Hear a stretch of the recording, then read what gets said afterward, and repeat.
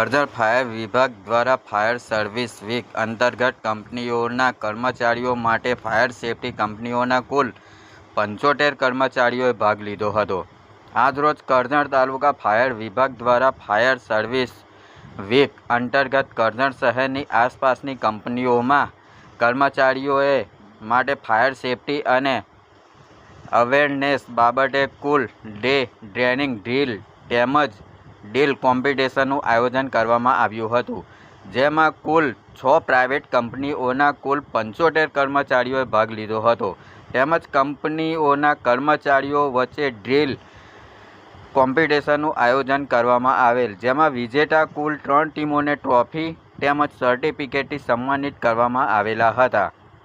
તેમજ fire service week અંતર્ગત સ્કૂલોમાં ફાયર સેફટી અવેરનેસ બાબતે પોસ્ટ કોમ્પિટિશન કરી વિજેતા 3 ટીમો વિદ્યાર્થીઓને ટ્રોફી તેમજ સર્ટિફિકેટથી સન્માનિત કરાયા।